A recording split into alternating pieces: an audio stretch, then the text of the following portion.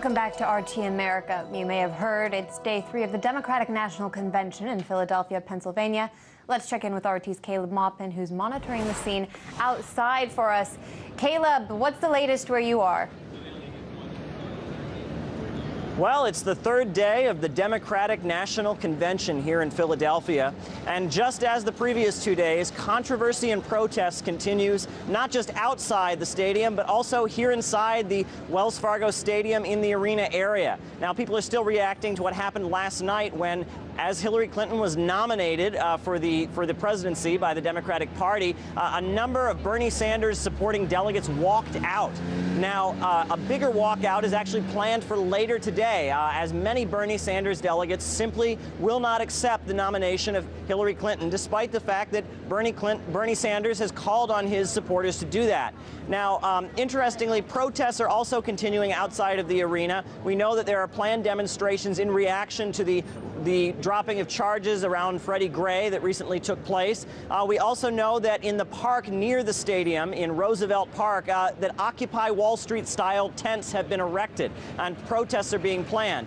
We have heard an announcement from the Revolutionary Communist Party that they plan to burn another American flag, and when they did this last week during the Republican National Convention, the result was chaos in the streets and a number of people being arrested. So many different protests and demonstrations are being planned. A lot of frustration, a lot of people here inside the arena, delegates who simply won't accept Hillary Clinton as the nominee. Controversy continues. It'll be an exciting day both inside and outside of the arena here in Philadelphia at the Democratic National Convention.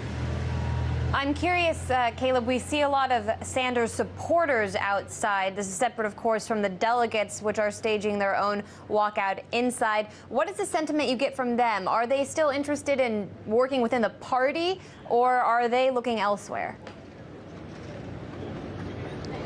Well, I've gotten mixed answers. Some of the people I've spoken to have simply said that they feel like they're trapped and they're stuck voting for Hillary Clinton because their only alternative is Donald Trump.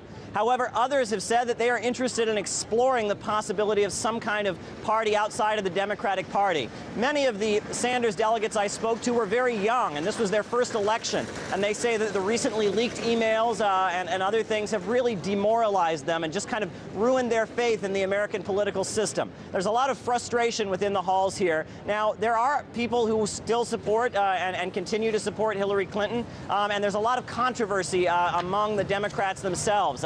This is certainly not the convention that many people were expecting. A lot of divisions persist. All right, RT correspondent Caleb Maupin, thank you so much for your reporting there in Philadelphia.